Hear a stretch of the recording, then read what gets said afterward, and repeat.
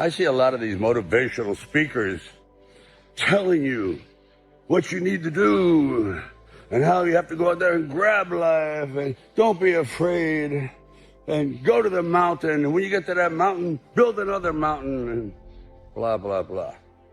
You got all the answers. You're born with common sense.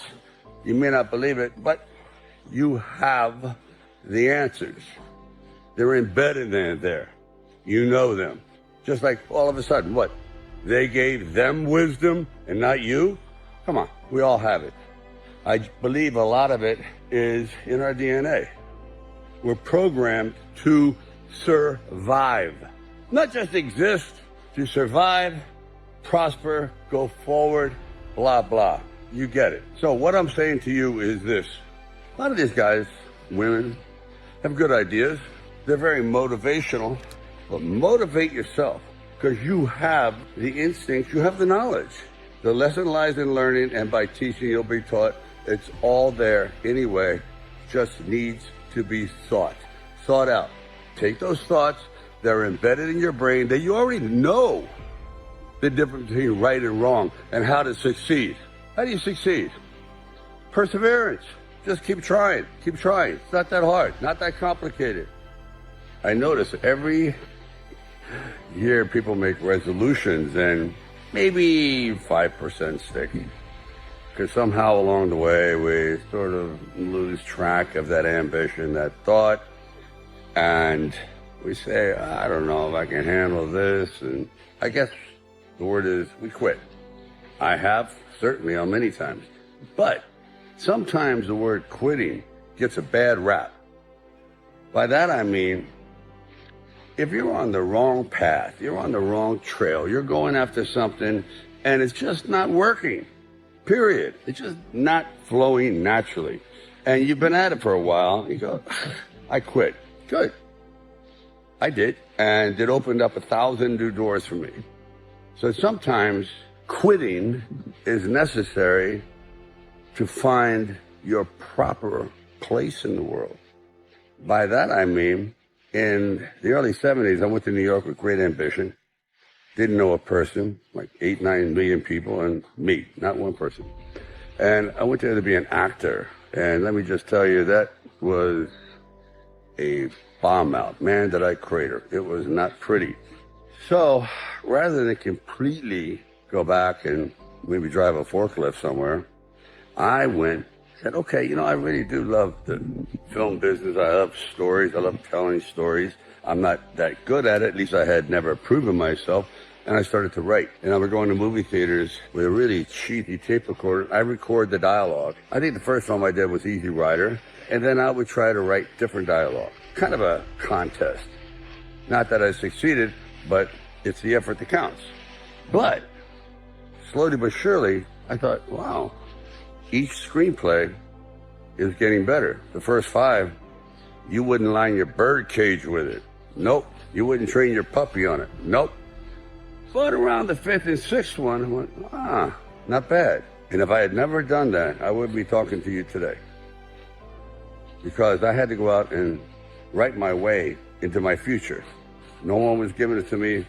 I wasn't one of those lucky guys that, you're at the right place at the right time. You're just exactly what we're looking for. When just the opposite was true. They say, you're not what we're looking for. You slur, you're this, you're that, you're kind of a type, you're thuggish, whatever term they used. And some of it was pretty damn brutal. Today I look back on it with humor, but at the time it hurts because words hurt. Words are verbal bullets, and they can shred you. But I just turned a deaf ear to it because I had no other recourse. I was going to be something in this business. Not an actor, not a director, but a writer, which was the longest shot ever. So, in conclusion, sometimes quitting is great. Quitting causes you to go in a different direction that you normally wouldn't have gone in, and where you thought, I could never succeed in this. And lo and behold, that door opens, and all of a sudden, destiny pulls you through. It happened to me. The fact that it happened to me is definite proof that can happen to everybody if you're true to yourself. You never know what beats inside a guy's heart.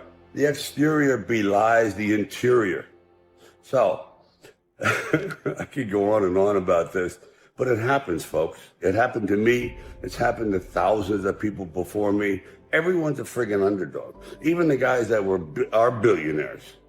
They started out as underdogs. No one gave it to them. Someone in the family, perhaps, had to earn it and pass it on. But that first one, the guy that went into the unknown, unprepared, but prepared mentally, but perhaps unprepared for what was going to come at him from so many different directions. And when I say that come at him, I mean those obstacles that wanted to defeat him, including his own fear, and they were overcome. So, as Rocky would say, it ain't over till it's over. I was thinking the other day that even though we're on dry land, in reality, life is almost like living on water, which is a very, very strong force. In all water, that is a current. And that current will take you out to the ocean, where eventually you just get swallowed up by the sheer magnitude of everything. And once you're out there, you can't swim back.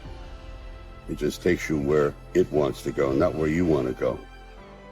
And swimming against the current is really a metaphor for life. You just have to struggle. It's a struggle to achieve one's goals, which is really difficult. It's hard. People tend to minimize, diminish the struggle that is just getting by in life.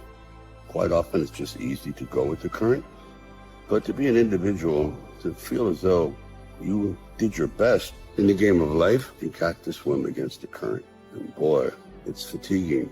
But when you get to the other side, when you can climb out of that water and you're at the place you want to be, in that unexplored area, kind of like it reminds me of the extraordinary optimism of explorers. Imagine 1,000 years ago, setting sail for the complete unknown. You have no idea. At one time, they thought the earth was flat and you just go over the side and you die, but you still went. Were there sea monsters? Were this, that? I mean, all kinds of dangers. You're going into an absolute abyss. Yet, what keeps you going? Is you know there's something better out there if you're willing to face the danger, the unknown. That's the journey of life. And it's invigorating as well as challenging.